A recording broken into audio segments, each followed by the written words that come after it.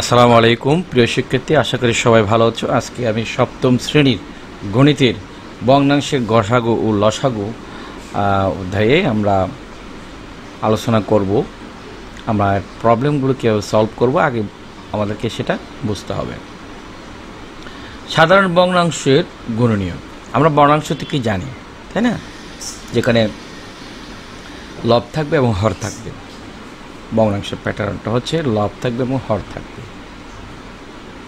তো এখন ভগ্নাংশের যে সংখ্যাগুলো আছে এগুলো লসাগু এবং গসাগু কীভাবে আমরা বের করব সেটা আমাদেরকে জানতে হবে, ঠিক আছে? তো এখানে অনেকগুলো খণ্ডচিত্র দেখানো, যেমন এটা ভগ্নাংশ বলা হয়েছে। এটা মানে কি? এটা 2/1, অর্থাৎ একটা সংখ্যাকে আমরা কোনো একটা জিনিসকে দ্বিখণ্ডিত করলাম, দুটো ভাগে ভাগ করলাম, এটা হচ্ছে এটা। তো দুটো ভাগে ভাগ করলে এখানে হাফ যোগ হাফ হবে, অর্ধেক অর্ধেক যোগ করলে 1 হয়, ঠিক আছে? তো যেমন এটাকে যদি আমি দুটো ভাগ করি তাহলে এটাকে 3 ভাগ করা হয়েছে, এটা 3টে ভাগ। তো 3 ভাগ যদি করা হয় তাহলে এটা কি হবে? মানে তাহলে হবে 3/1। যেমনটি হয় এটা হবে 3/1। তারা আমি এটা দেখানোর চেষ্টা করতেছি। আচ্ছা, আমরা এটা নিই।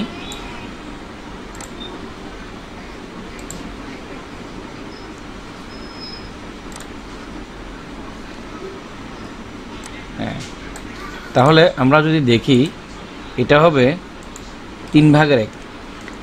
এইভাবে আমাদের লিখতে হবে। এতক্ষণ হয়তো তোমরা বুঝে গেছো এটা কেন 3/1 হবে। প্রতিটা অংশেরই হচ্ছে 3/1। এগুলো যদি আমরা আবার যোগ করে দিই কিন্তু ঠিকই এটা হয়ে যাবে। তো কেন? একটা জিনিসকে, একটা দণ্ড বা এটা আমি ধরতে পারি, কোনো একটা কাঠি ধরতে পারি, বা এটাকে আমরা 3টে ভাগ করেছি। যদি এই অংশটা দ্বারা হচ্ছে এভাবে আমরা 3/1, তাহলে মানে 3/1 যোগ 3/1, ঠিক আছে? তাহলে আমরা যদি যোগ করে ফেলি, 3টা যোগ করলে কি হয় সেটাই আমাদের কাজ। 3টা যোগ করলে আমাদের লসাগু হচ্ছে 3, আর 3টা যোগ করলে আমার হচ্ছে 3 হবে। তার আমরা যদি কাটাকাটি করি ওই ঘুরি ফিরে হচ্ছে আমার 1। আমাদের সংখ্যা ছিল কত? 1টা। আমরা 1-এর মধ্যেই চলে আসলাম। তাহলে ইজিলি আমি বুঝতে পারতেছি এখানে আমার হবে কি 3/1, ঠিক আছে? এটা কি হবে? এর অংশটা হবে 3/1। এই অংশটার ভ্যালু হবে 3/1। তাহলে এখানে হবে 3।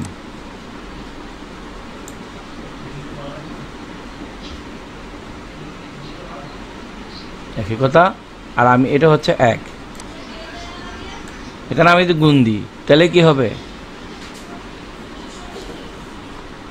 সেম 3/1 হবে। 3/1 এই অংশটার মান হচ্ছে 3/1। আচ্ছা, এবার আমরা একটু এদিকে যাই। এবার কাগজটিকে সমান 2 ভাগে ভাগ করে কাটো, তাহলে একটি খণ্ডিত অংশ হবে 2/1 অংশ, ঠিক আছে? এবার আরও 3টি কাগজ নাও এবং সেগুলোকে যথাক্রমে সমান 3, 4, 5 খণ্ডে বিভক্ত করো। সেটাই বলা হচ্ছে এই ছকের মধ্যে। তাহলে আমরা কিভাবে সেটা করব? তো চলো এর প্রেক্ষিতে আমরা এই টপিকটা আমি বোঝানোর চেষ্টা করতেছি তোমাদেরকে। আচ্ছা,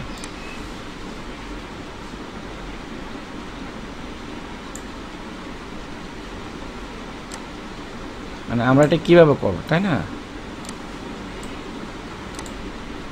আমরা একটু যাই।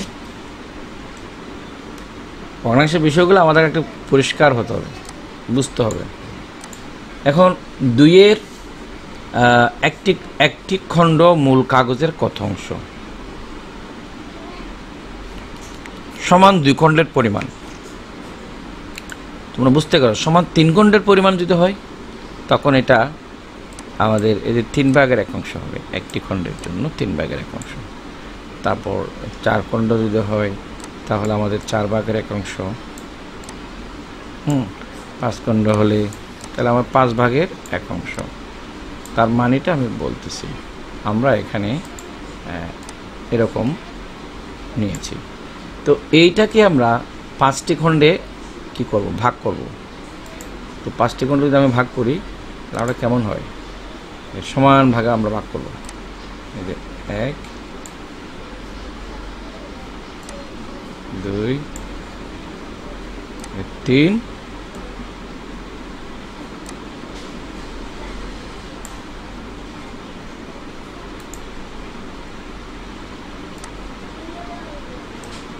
তারপর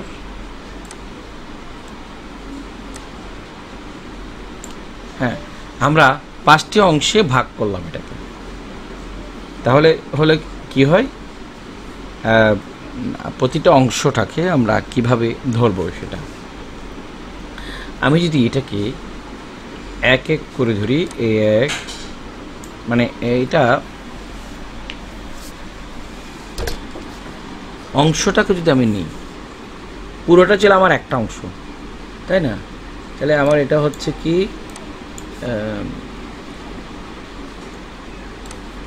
এটা হবে 5 ভাগের একটা অংশ। 5টা যে ভাগ করলাম তার 1 অংশ হচ্ছে এটা। আমরা এও লিখতে পারি 1, এই যে 2 3 4 5,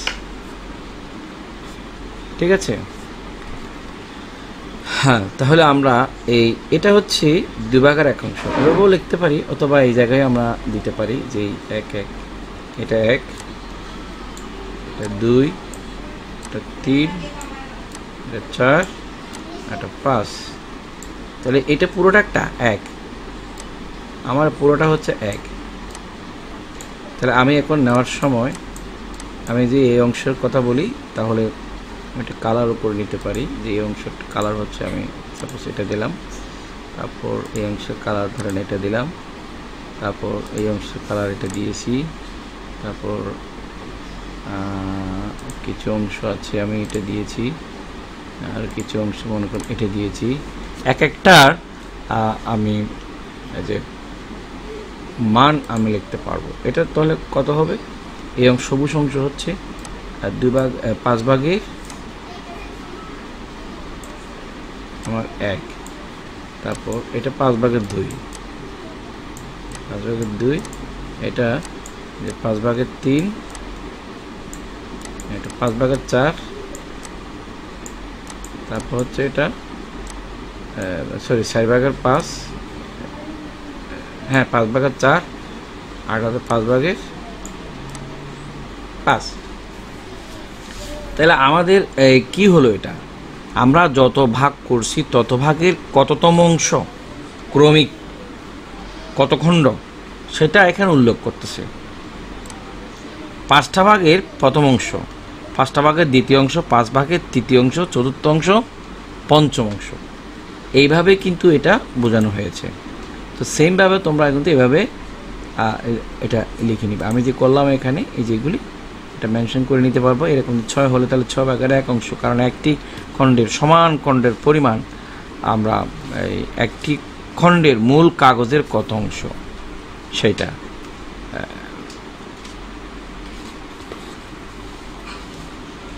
ঠিক আছে, আমি যদি 3টা ভাগ করি তাহলে 3 ভাগের 1 অংশ, 4টা ভাগ করলে 4 ভাগের 1 অংশ, এইটাই কিন্তু মিনিং করে।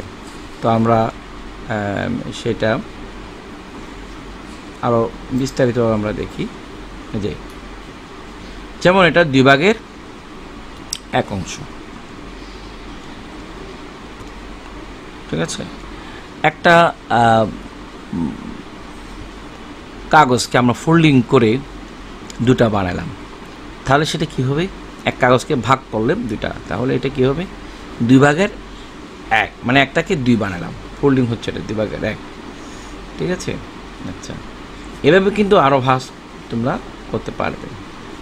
আচ্ছা, এখানে একটি বিষয় পড়ো, খণ্ডটির দুই ভাগের এক ভাগ হবে, কিন্তু আমরা দেখে এসেছি কিন্তু খণ্ডটির দুই ভাগের এক। তাহলে মূল যে কাগজটি ছিল সেটির কত অংশ হবে? এই এক একটি ভাগ। সহজে বলা যায় দুই ভাগের এক অংশ, এটাকে আমরা দুই দিয়ে ভাগ করলে 4 ভাগের এক অংশ হবে। আমার ভগ্নাংশে খণ্ডিত মূল কাগজের যত অংশ হচ্ছে এটা। এখন এটাকে যদি আরও 2 অংশ ভাগ করি, মানে আরও যদি 2 ভাগে আমরা ভাগ করি, এই 2 ভাগের এক অংশে আমি কি করলাম, 2 ভাগের এক অংশটা আমি নিতে পারবো। আচ্ছা, আমি একটু দেখাই দিচ্ছি।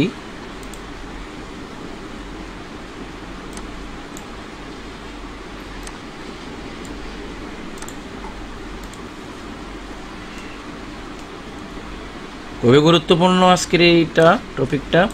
এটা যদি বুঝো তোমরা, তো বাকিগুলো এমনি আস্তে আস্তে বুঝতে পারবে। বিষয়গুলো ভগ্নাংশের বিষয়গুলো ক্লিয়ার করতে হবে। আচ্ছা, আসলে পড়াটা বুঝতে হবে, অঙ্ক বুঝতে হবে। বুঝলে কিন্তু সামনের দিকে তোমরা নিজেরা অনেক কিছু করতে পারবে। ঠিক আছে, যে কোনো প্রবলেম সলভ করতে পারবে, এটা বোঝার বিষয়। তো আমাদের এখানে ধরে নিলাম এই একটা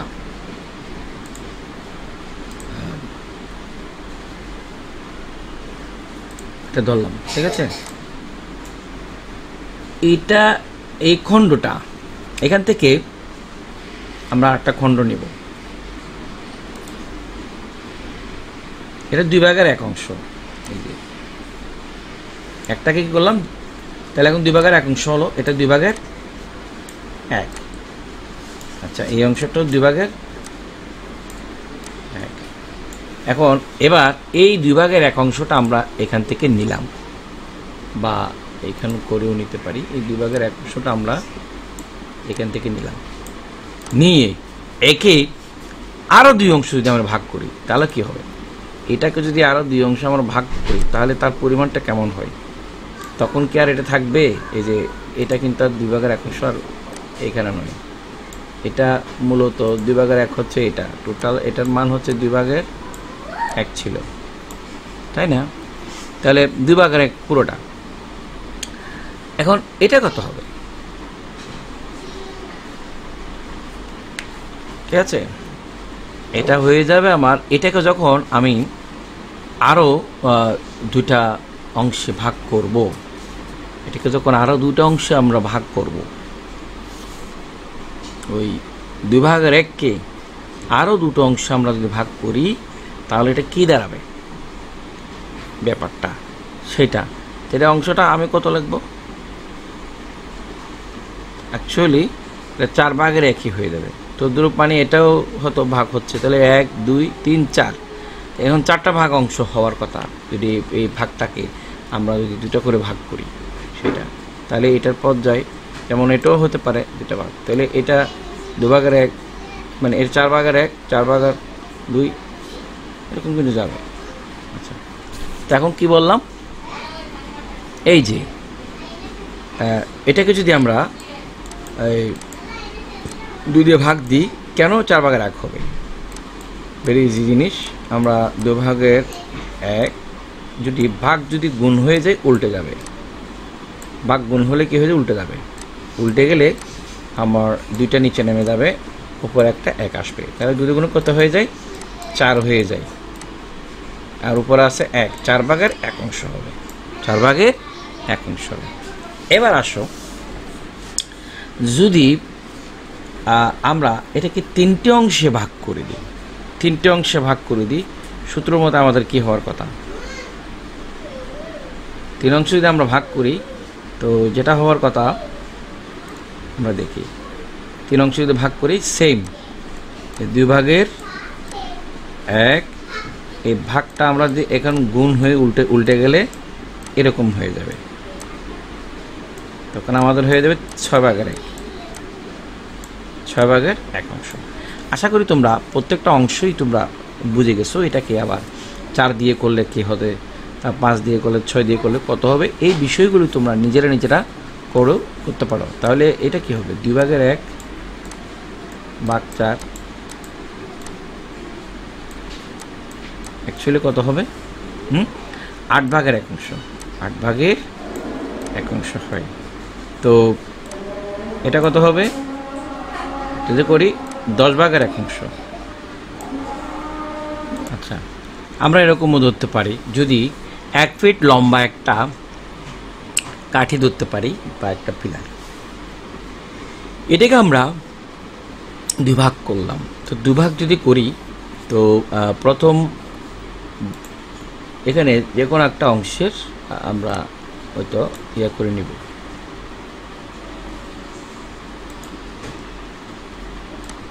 তবে আমরা এই অংশটা এখানে নিয়ে নিলাম এখানে।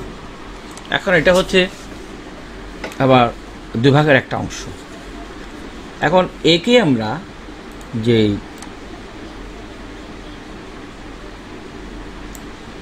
2 ভাগের 1 অংশ বলতে এখানে কত হলো, তখন এটা 6 ইঞ্চি, যেহেতু 12 ইঞ্চিতে 1 ফিট, এখানে 6 ইঞ্চি, এখানে 6 ইঞ্চি।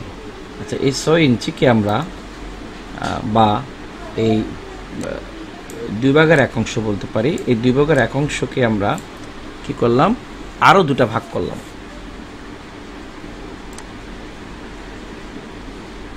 আরও 2টা ভাগ করলাম সমানভাবে, আরও 2টা ভাগ করলাম সমানভাবে। 2টা যখন ভাগ করেছি, তাহলে এটা কি দাঁড়ায়,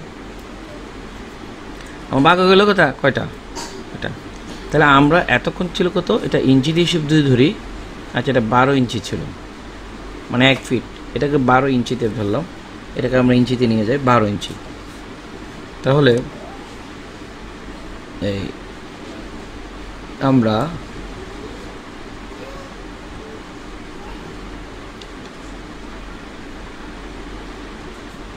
যদি আমরা এবার পরিমাপ হিসাব করি আর কি, এটি চলে আসলে 6 ইঞ্চি। আর এই 6 ইঞ্চিকে যদি আমরা আরও 2টা ভাগ করি, তাহলে হয়ে যাবে 3 ইঞ্চি। কত হয়ে যাবে, সাপোজ 3 ইঞ্চি।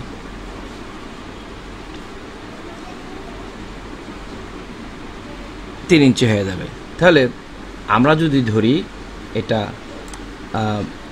12 ইঞ্চি, যদি ধরি 12 ভাগের যে ছিল কি 1, 12 ইঞ্চির একটা অংশ যদি হয়, হ্যাঁ, তাহলে আমরা এখন কি করতে পারি, যদি আরও 2টা যে ভাগ করলাম আমরা, ঠিক আছে, এই 2টা যদি ভাগ করি, এটাকে যদি 2 ভাগ আমরা করি, কত দিয়ে ভাগ করব, মানে তাহলে আমাদের কত হয়,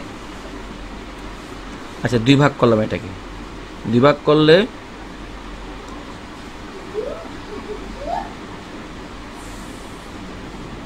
হ্যাঁ, তার মানে তাহলে এই একটা খণ্ডকে আমরা যদি 2 ভাগ করি, আলটিমেটলি এটা সমপরিমাণ এখানেও কিন্তু ভাগ হয়ে যায়, মানে হবে সমান পরিমাণ। যদি আমি ধরি, এটা কিন্তু ভাগের হিসেবে আসবে। তাহলে এটাও 2 ভাগ ধরলাম, তাহলে এটা 1 2 3 4 ধরতে গেলে 4। তাহলে কয়টা আসবে, টোটাল খণ্ড আসবে 4টা।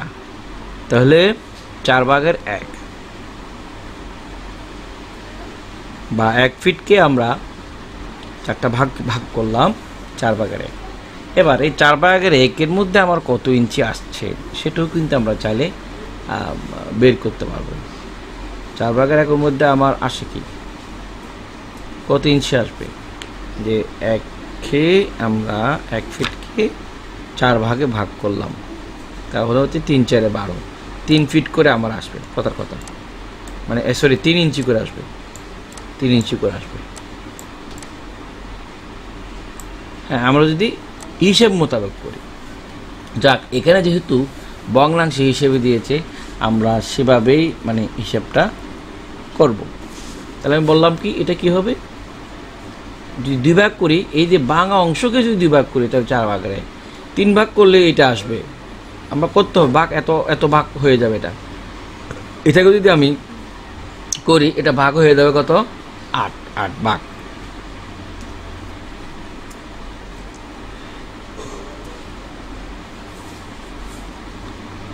ঠিক আছে। আর 5 যদি আমরা 5 ভাগ যদি করি, তাহলে কি হয়ে যাবে, সাপোজ আমরা এটাকে যদি আমরা 5 ভাগ করি, তাহলে 10 ভাগের হয়ে যাবে। এটা যদি গুণ হয়ে যায়,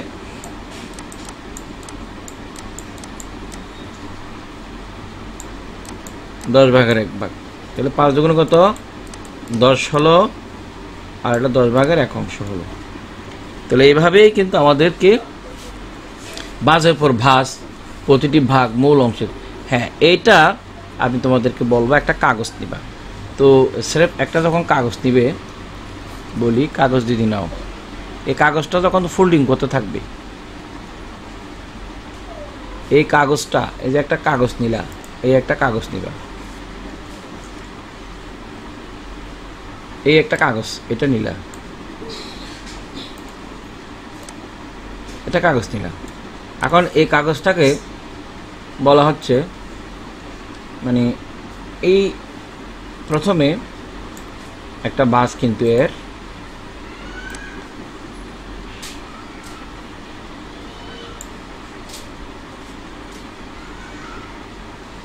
হ্যাঁ এরকম একটা ফোল্ডিং, কাগজটাকে ভাঁজ করলাম। এখন এই অবস্থা বাস আছে, বাস হয়ে গেলে তাহলে এটা কি হয়ে গেল, এটা হচ্ছে 2/1, এটাও 2/1 হয়ে গেল। এখন বলতেছে এটাকে যখন তুমি আরো 2 ভাগ করবে, কিভাবে আমরা ভাগ করব আমরা সেটা একটু দেখাচ্ছি।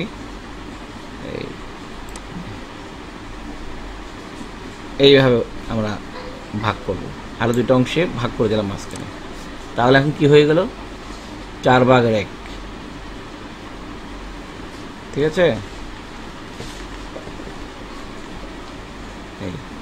যে অংশটা এখন কি হয়ে গেল 4/1, 4টা ভাগ হইল, মানে এখানে ধরি আমি এটাকে, এটা কি হয়ে গেল,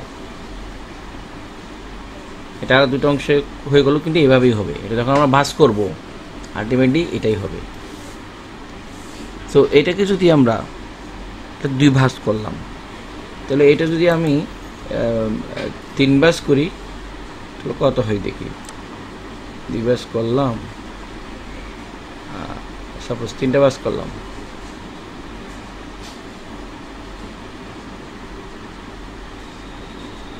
সমান 3 ভাঁজ করলে হতো আর কি। 3 ভাঁজ করলে 1 2 3 4 5 6, 6টা ঘর হয়ে গেল। আচ্ছা, এবার আমি 4 ভাঁজ করি, 4 ভাঁজ যখন করলাম তখন আমার হয়ে যাচ্ছে 1 2 3 4 4 4 8টা হয়ে যাচ্ছে। আচ্ছা, এবার আমি যদি 5টা ভাঁজ করি, 5টা ভাঁজ যদি আমি করি, একটু সমান করার জন্য করতেছি, আলটিমেটলি 10টা আমার 10/1 হবে, এটা 10টা গড় আমার হয়ে যাচ্ছে। কিন্তু বিষয়টি এভাবে, আমরা যখন যতই ভাঁজ করবো তত গড় সংখ্যা এবং মানে গড় সংখ্যা বাড়বে।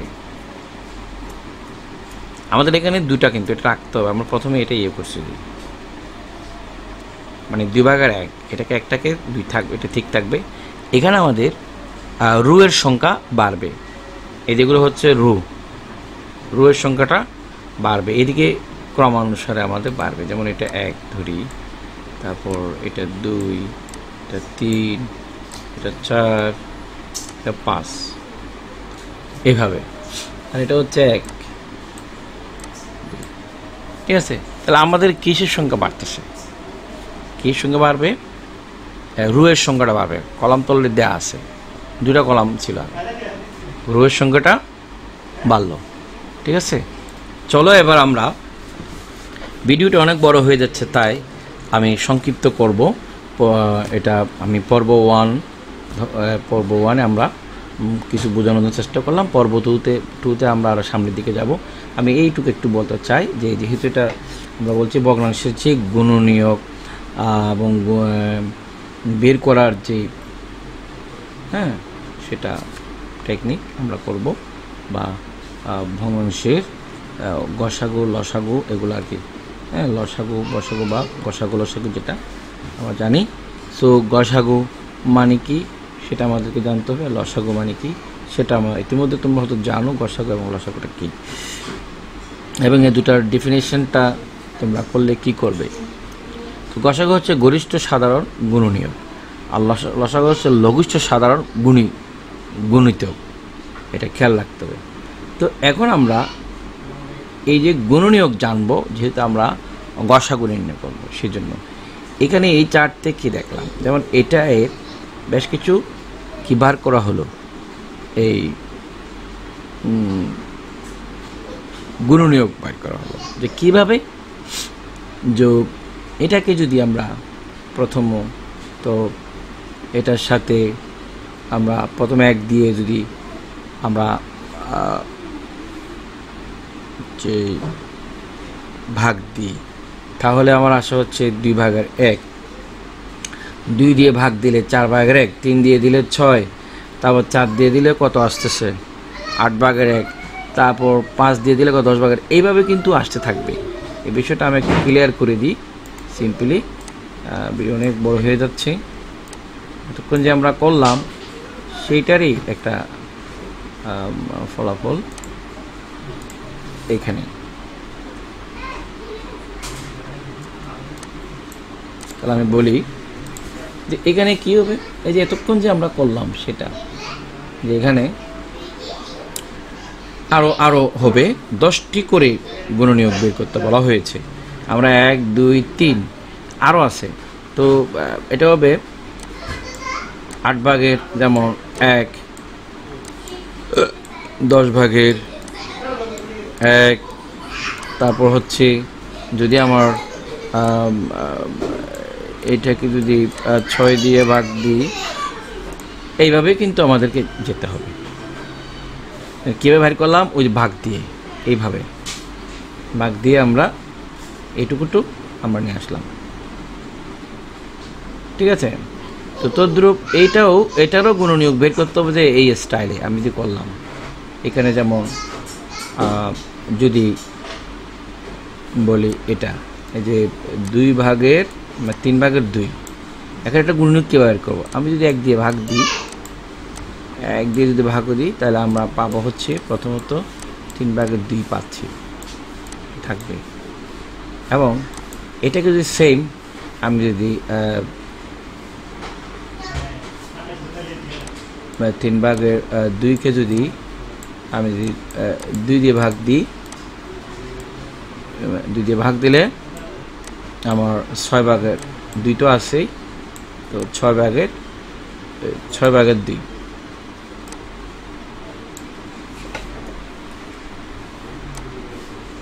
6/2। এবং আরও পরিষ্কার করলে মানে তারপর 3 দিয়ে ভাগ দিই, এটাকে 3 দিয়ে যদি ভাগ দিই, ভাগ 3 দিয়ে যদি ভাগ দাও, তাহলে হয়ে যাবে 9/2। এরকমই আমাদেরকে করতে হবে, ঠিক আছে। প্রকৃতপক্ষে যেমন 4/1 অংশ যদি হয়, 4/1 অংশকে আমরা 1 দিয়ে ভাগ করলে 4/1 আসবে। তারপর আবার যদি 2 দিয়ে ভাগ দিই, যেমন 4/1কে আমরা 2 ভাগ যদি করে থাকি, তাহলে আমার এটা হবে 8/1, ঠিক আছে। আবার যদি 3 দিয়ে দিই, তাহলে কত 12/1। এইভাবেই আমার প্রশ্নগুলো মানে অ্যান্সারগুলো হতে থাকবে।